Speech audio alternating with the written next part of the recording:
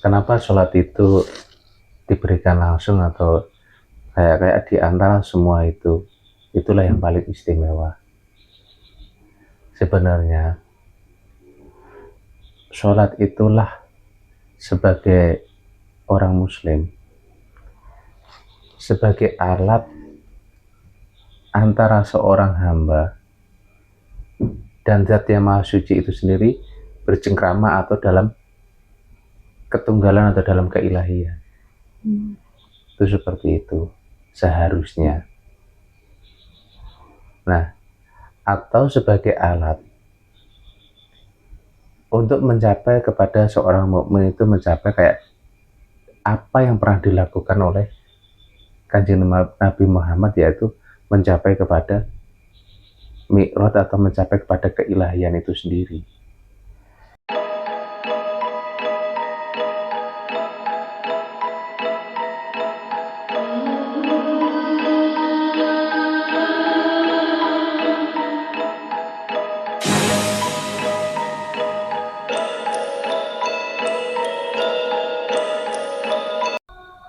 Terus sampai ingin membahas tentang perjalanan Isra Mi'raj yang dilakukan Kanjeng Nabi Muhammad. Iya, benar Mas Vicis. Sebetulnya itu perjalanan rohani atau perjalanan spiritual keilahian seorang manusia atau seorang nabi dan rasul kepada Zat yang Maha Suci itu sendiri. Lah, perjalanan itu dilakukan oleh Kanjeng Nabi Muhammad berawal dari Masjidil Haram menuju Masjidil Aqsa sampai akhirnya Mi'raj Sidratul Muntaha itu, ya kan? Iya. Perjalanan beliau itu dilakukan dalam waktu semalam. Dalam perjalanan memang begitu banyak kisah atau beliau Kanjeng Nabi Muhammad itu melalui alam-alam dan kondisi-kondisi yang di luar nalar atau di alam gaib atau di balik alam dunia ini, melalui yang ditemani oleh malaikat Jibril, dan beliau berkendara kepada kendaraan yang namanya Buraq itu. Dari perjalanan itu banyak sekali pelajaran yang diberikan oleh Kanjeng Nabi Muhammad dari melalui perjalanan darat itu sendiri sampai akhirnya ke langit itu. Iya. Ketemu para nabi, para rasul dan semuanya lah. Iya. Begitu. Itu Nabi Muhammad itu ditemani oleh malaikat Jibril ya, Mas Vicis? Iya. Ya, itu kenapa ya Mas Vicis kok harus, maksudnya malaikat Jibril yang menemani Nabi Muhammad? Sepengetahuan kisah yang saya terima memang ditemani oleh malaikat Jibril, karena selama ini malaikat Jibril lah yang selalu menyampaikan kebenaran atau menyampaikan wahyu dari keilahian atau Zat yang Maha Suci itu sendiri. Cuma dalam perjalanan ini sampai pada puncaknya, sampai dalam puncaknya maksudnya begini, Kanjeng Nabi diajak ke alam barzah, ke alam-alam surga, ke alam neraka, semua diperlihatkan. Setiap kedudukan umat atau kedudukan manusia diperlihatkan dari semua amal-amalnya dan balasan-balasan yang diterimanya. Itu diperlihatkan semuanya. Dalam perjalanan itu, alam barzah pun sama kayak bagikan surga dan neraka. Di situ ada sesuatu balasan juga, ada kenikmatan juga yang diberikan kepada seseorang yang melakukan amal baik maupun amal buruk, dibalas sesuai dengan perbuatannya di dunia ya. Iya. Itu seperti itu. Tapi di sini ada yang sesuatu yang menarik dalam perjalanan beliau ketika sudah mencapai ke Mi'raj, ke langit sapi itu, ke langit 7 itu, malaikat Jibril tidak berani melanjutkan perjalanannya. Itu kenapa ya Mas Pices? Alasannya? Karena disitulah terakhir perjalanan tentang alam-alam semuanya, tentang keberadaan alam-alam gaib yang di balik alam dunia ini. Tapi disitulah puncak memasuki alam keilahian. Di langit Sabtu itu ya Mas Pices? Iya, setelah langit itu. Itu mencapai kepada keilahian lah bahasa dalam perjalanannya. Jadi itu Nabi Muhammad sendiri ya Mas Pices yang hanya bisa menembus langit. Iya. Sabtu itu. Yang bisa masuk ke dalam alam keilahian adalah Nur Ahmad itu sendiri sebenarnya. Bukan sekedar Muhammadnya enggak, tapi Nur Ahmad atau Nur Muhammadnya itulah yang masuk kepada keilahian itu sendiri. Iya. Jadi sebenarnya perjalanan Isra Mi'raj ini Nabi Muhammad itu mengalami perjalanan secara fisik atau rohaninya ya Mas Pices? Ini kalau menurut dari guru-guru saya, ada sebagian mengatakan memang sekedar perjalanan rohani. Bukan sekedar bukan dengan jasad juga, tapi sekedar rohani saja. Tapi ada guru spiritual saya pernah mengatakan juga, Kanjeng Nabi Muhammad melakukan perjalanan itu ya zahir ya batin, artinya ya rohani ya jasmaninya. Karena kenapa seperti itu? Karena beliaulah manusia pilihan, mencapai kepada keilahian itu sendiri. Iya. Begitu. Lah, seseorang atau masuk ke alam keilahian itu adalah dia memang mencapai kepada kefanaan semuanya, hancurlah bisa dikatakan. Nah, kalau seorang malaikat atau makhluk Allah masuk ke situ, walaupun secara penciptaan dia adalah berasal dari cahaya, tapi kalau tidak membawa Nur Ahmad, semua akan hancur. Nur Ahmad itu sebenarnya sifat keilahian itu sendiri. Begitu loh. Dari sifat tentang ketauhidan. Itulah sifat Ahmad atau sifat Nur Ahmad itu ya sifat Allahnya itu sendiri yang masuk kepada nunggal lagi lah ibaratnya di dalam keilahian itu sendiri. Itu seperti itu. Iya. Memang iya. gimana? Nabi Muhammad kan menerima banyak wahyu dari Allah Mas Pices. Kenapa wahyu diperintahkan untuk sholat ini adalah wahyu yang istimewa ya Mas Pices? Karena kan wahyunya diturunkan langsung oleh Allah kepada Nabi Muhammad gitu, tanpa perantara malaikat Jibril. Itu menurut penjelasan Mas Pices gimana ya?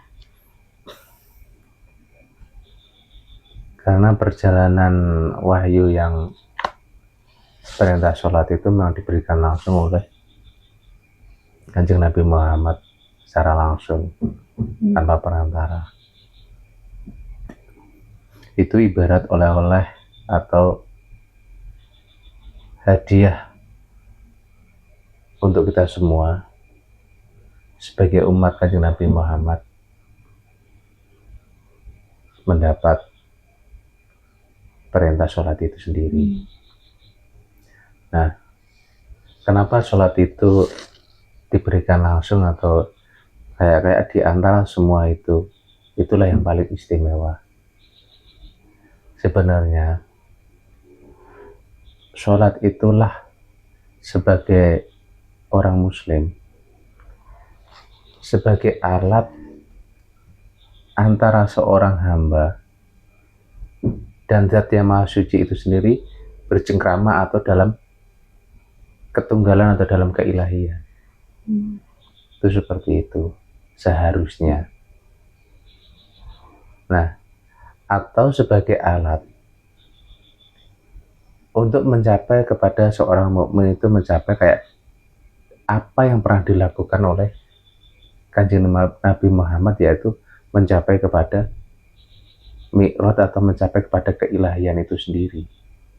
Kenapa sholat itu diberikan langsung atau kayak di antara semua itu, itulah yang paling istimewa. Sebenarnya sholat itulah sebagai orang muslim, sebagai alat antara seorang hamba dan Zat yang Maha Suci itu sendiri bercengkrama atau dalam ketunggalan atau dalam keilahian. Itu seperti itu seharusnya. Nah, atau sebagai alat untuk mencapai kepada seorang mukmin itu, mencapai kayak apa yang pernah dilakukan oleh Kanjeng Nabi Muhammad, yaitu mencapai kepada mi'raj atau mencapai kepada keilahian itu sendiri. Itu seperti itu. Maka Kanjeng Nabi Muhammad kayak ibaratnya memohon kepada Allah atau diberi anugerah Allah sebagai jalan sholat itu sendiri untuk menuju kepada keilahian. Itu seperti itu, dipermudah lah ibaratnya. Kalau dulu Kanjeng Nabi Muhammad mendapat wahyu itu sebelumnya mendapat kesedihan yang luar biasa, habis itu Kanjeng Nabi Muhammad diangkatlah atau diperintahlah, diperjalankan sampai kepada langit itu sendiri, mencapai kepada Sidratul Muntaha atau mencapai keilahian itu sendiri, dan pada akhirnya mendapat perintah atau mendapat hadiah anugerah sholat itu ya untuk Kanjeng Nabi itu sendiri dan untuk umatnya yang mengikuti, sebagai jalan untuk menuju keilahian. Itu seperti itu. Iya. Itu apakah mungkin ya Mas Pijas, umat Nabi Muhammad pada saat ini itu bisa menjalani Isra Mi'raj seperti Kanjeng Nabi pada zaman dahulu? Kalau secara perjalanan mirip kayak Kanjeng Nabi Muhammad yang pernah dilakukan itu kayak tidak mungkin. Tapi mencapai kepada keilahian itu seharusnya setiap umat muslim harus mencapai kepada itu. Ibaratnya kan gini, kita belajar seorang guru atau dikatakan kepada Kanjeng Nabi Muhammad lah melalui para terus kepada sahabatnya, kepada ulama atau tabi'in yang pewaris-pewaris ilmu beliau lah, semua itu harus mencapai kepada keilahian itu sendiri, mencapai kepada mi'raj itu sendiri, sampai kepada Zat yang Maha Suci itu sendiri. Nah, dengan jalan pintu sholat itu sendirilah pintunya. Itu seperti itu. Tapi ketika seseorang tidak mencapai kepada keilahian, berarti ada sesuatu yang harus dikoreksi lagi atau diperbaiki kembali. Kemungkinan ada sesuatu yang harus ditata lagi. Itu seperti itu. Karena sholat itu adalah antara seorang hamba dan Zat yang Maha Suci itu sendiri. Tapi kalau tidak memahami akan sholat, kesejatian sholat itu sendiri. Seseorang itu pasti akan menyembah kepada Tuhan yang salah. Atau para sunan-sunan menjelaskan dalam kisah-kisah kayak kisah Ucil, itu kan seperti itu. Diceritakan bahwasannya jangan menyembah angan-anganmu sendiri atau menyembah kepada nama.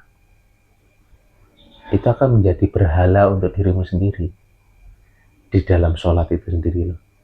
Sholat itu kan wujud penyembahan, ya kan? Secara umumnya ada yang menyatakan seperti itu. Tapi saya menerima sholat itu wujud ketunggalan antara hamba dan Tuhannya. Itu seperti itu harusnya.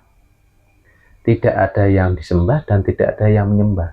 Tapi jalan masuknya, syariatnya adalah sholat itu sendiri. Gitu loh. Iya. Jadi secara tidak langsung sebenarnya Allah itu memberikan wahyu untuk sholat 5 waktu itu adalah memberi kemudahan kepada kita untuk apa ya, mencapai mi'raj kepada Allah itu. Iya, itu jalan untuk mempermudah. Iya. Jadi ibaratnya seorang guru atau seorang pembimbing, seorang nabi dan rasul pasti akan bertanggung jawab akan keilmuannya. Atau dulu beliau melakukan perjalanan sangat berat. Ketika mencapai pada jalan yang dituju atau tujuan pada akhirnya kepada keilahian, dan beliau memohon kepada Allah atau diberi jalan yang mudah, pasti jalan mudah itulah yang diberikan kepada umatnya. Ibaratnya kayak orang tua kepada anaknya lah, gitu loh. Ibaratnya orang tua sudah melakukan yang berat, tinggal anak keturunannya atau keluarganya tinggal merasakan kemudahan-kemudahan itu sendiri. Itu seperti itu. Iya. Jadi kesimpulannya, perintah dan hikmah apa ya Mas Pices dari perjalanan Isra Mi'raj Kanjeng Nabi Muhammad itu untuk kita semua ini? Ya pada dasarnya adalah manusia harus melakukan perjalanan Isra Mi'raj itu sendiri. Jangan sampai tidak melakukan itu kalau kita memang mengikuti Kanjeng Nabi Muhammad. Ibaratnya seorang guru mengajarkan suatu ilmu, baik ilmu tatanan zahir ini dan tatanan batin yang sudah diceritakan kisah-kisah beliau. Nah, kita wajib mengikuti dua-duanya. Kalau hanya mengikuti zahiriyahnya saja untuk mencapai kepada rasa keilahian itu pasti kosong. Pasti akan menyembah sesuatu yang salah. Karena seseorang akan mudah menciptakan berhala untuk dirinya sendiri. Melakukan sholat itu loh, itu bisa kita untuk koreksi kita sendiri, bahwasannya kita mencapai kepada keilahian atau kita sekedar menyembah angan-angan kita atau menyembah bayangan kita atau pikiran kita. Itu seperti itu. Karena ketika di dalam proses, memang di dalam proses itu kan tahapan ya, dari menata hati yang selalu ingat kepada Zat yang Maha Suci, dan tahapan-tahapan itu kalau dilakukan terus dengan istiqomah, seseorang akan dibukakan keilmuan keilahian itu sendiri tanpa disadari. Tapi tidak semua orang mau menjalankan itu, sayangnya. Dia sekedar hanya menjalankan, ya sudah, saya sementing udah menjalankan sholat, berbuat baik, udah selesai. Padahal ada sesuatu di dalam bungkus itu, di dalam bungkus syariat itu ada inti atau mutiara di dalamnya, yaitu adalah tentang keilahian itu sendiri. Itu loh. Karena yang tadi saya bilang, sholat itu bisa kamu lihat di dalam dirimu sendiri sebagai cermin seberapa benar ketauhidanmu atau sebenarnya kamu masih salah di dalam ketauhidan.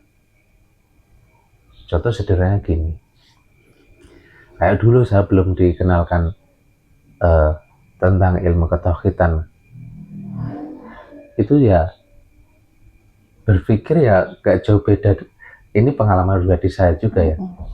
Saya berpikir ketika saya sholat, karena saya menghadap kiblat, saya berpikir ya pokoknya Allah itu di mana, di sanalah, nggak tahu kemana, saya di sini.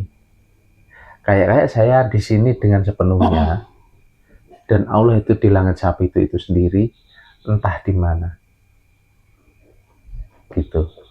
Lah apa nggak jauh bedanya kita menyembah angan-angan kita.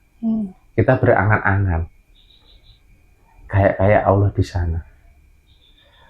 Secara kedudukan, itu kan sudah kelihatan betul ya, bahwasannya hamba ini dan Tuhannya itu sangat jauh, dan Tuhannya pun kayak tidak diketahui atau tidak difahami, entah di mana. Itu dulu saya seperti itu, sampai kadang juga berpikir karena nama Tuhan itu Allah, kayak saya berpikir bahwasannya tulisan itulah yang harus saya sembah. Itu seperti itu dulu saya pernah melakukan seperti itu juga. Mungkin sama gimana? Pernah melakukan seperti itu juga? Iya, sama aja Mas Ficis. Ya, namanya proses belajar ya. Iya. Di dalam proses memang seperti itu rata-rata. Ini cerita pribadi kita masing-masing sih. Iya. Nah, di dalam kita waktu sholat itu, kalau belum dikenalkan tentang keilahian, ya kayak kita berpikir nama itu yang kita harus sembah. Padahal ketika seseorang menyembah kepada asma, itu pada nggak jauh beda kita menyembah kepada berhala. Iya. Makanya dulu itu pernah diceritakan dari kitab guru kami itu, orang yang ada beberapa tahapan orang yang menyembah kepada keilahian itu. Ada yang menyembah kepada asma Allahnya, ada menyembah kepada sifatnya, ada yang menyembah kepada af'al Allahnya, atau menyembah kepada nurnya, dan puncaknya lagi ada seseorang itu menyembah kepada zatnya. Itu kalau dalam kitab guru yang saya pelajari, padahal dulu saya berpikir orang menyembah kepada Zatullah itu sudah luar biasa. Tetapi kenyataannya kalau kita koreksi untuk kemurnian ketauhidan itu, kalau di dalam ilmu ketauhidan keilahian itu, seseorang menyembah kepada zat itu masih dikatakan dia melakukan kesyirikan. Sedangkan yang kita dengar selama ini kenyataannya adalah dari sabda Rasulullah atau dari hadis-hadis itu menyatakan seseorang membawa kesyirikan itu dosanya tidak bisa diampuni, ya kan? Walaupun dia beramal begitu banyak, amal yang begitu banyak itu bisa hancur hanya dengan setetes kesyirikan yang dibawa seseorang itu. Kan seperti itu kan? Iya. Tapi kalau seseorang, namanya manusia melakukan kesalahan, tetapi di dalam rohaninya tidak ada kesyirikan sedikit pun, semua dosa yang dilakukan itu bisa diampuni, ya kan? Tapi apa mungkin ketika orang tidak mengenal keilahian, bisakah mencapai kepada kemurnian itu? Apakah juga mungkin seseorang tidak mau mendasari mulai dari tahapan-tahapan perjalanan Rasulullah, dari tahapan untuk menyucikan batin, mengingat nama Allah dan yang Maha Suci, dari tahapan-tahapan itu tidak dilakukan? dengan istiqomah. Semua itu hanya bayangan aja, ada keinginan palsu untuk mencapai keilahian. Sedangkan proses syariat, proses dari luar menuju ke dalam dan ke dalam terus ini, lah ini yang harus dipelajari. Seperti itu. Iya. Makanya jangan sekedar aku tak belajar agama Islam terus sekedar mengikuti, yang penting saya melakukan sholat, melakukan apa yang diperintah di dalam agama, sudah selesai. Itu hanya wadah yang harusnya itu mendorong ke dalam untuk seseorang mencapai kepada keilahian atau mencapai pada mi'raj yang tadi kita bahas. Nah, guru kita atau nabi kita atau rasul kita itu mencapai kepada keilahian seperti itu. Nah, kita harusnya sebagai murid atau sebagai pengikutnya harus mencapai kepada tahapan, pada tingkat yang puncak itu juga, pada terminal yang sama, gitu loh. Kalau perjalanan kita memang menuju kepada keilahian, pada terminal keilahian, ya harusnya apa yang diarahkan Kanjeng Nabi sampai pada puncak akhir perjalanan itu, ya kita harus mengalami di situ. Memang kemungkinan ya tidak sesempurna, tidak sehebat Kanjeng Nabi Muhammad sendiri, karena beliau melakukan perjalanan yang luar biasa, melakukan perjalanan itu dengan banyaknya ujian dan cobaan yang luar biasa. Tapi kita hanya sekedar mewarisi atau kita mempelajari warisan beliau untuk mencapai tahapan keilahian dengan cara lebih mudah. Ibaratnya beratnya itu sudah dilakukan Kanjeng Nabi sendiri dan kita tinggal menggali lagi dengan jalan yang lebih mudah. Tapi kembali lagi yaitu seseorang itu mau menjalankan atau tidak, dari membersihkan batinnya ini dulu tahapan itu. Kalau tidak mau ya itu hanya sekedar cerita dan kita hanya mengagumi Kanjeng Nabi Muhammad mencapai ke situ, tapi diri kita tidak pernah mengalami seperti itu. Mana? Mas Picis, terima kasih banyak sebelumnya atas penjelasannya Mas Picis. Ya, mudah-mudahan yang tadi membawa suatu manfaat bisa dikoreksi untuk diri kita pribadi. Ya ini kita hanya sharing, belajar bersama. Ketika memang membawa manfaat, ambillah. Tapi ketika tidak, tinggalkan. Karena ini masalah rohani. Setiap guru tauhid atau saya pernah menerima guru keilahian itu seperti itu. Kalau kamu paham, lanjutkan. Tapi kalau belum paham, kembalilah dulu. Bersihkanlah hatimu, bersihkan rohanimu, bersihkan jasmanimu. Nah, supaya mudah-mudahan Allah memberi hidayah untuk melakukan perjalanan rohani mencapai kepada kemurnian atau kesempurnaan keilahian itu sendiri. Ya, kita gali bersama dan renungkan dari obrolan kita tadi. Gitu ya, cukup ya. Iya Mas Picis, sebelumnya terima kasih banyak atas waktunya Mas Picis. Kapan-kapan kita sambung lagi. Assalamualaikum Mas Picis. Waalaikumsalam warahmatullahi wabarakatuh.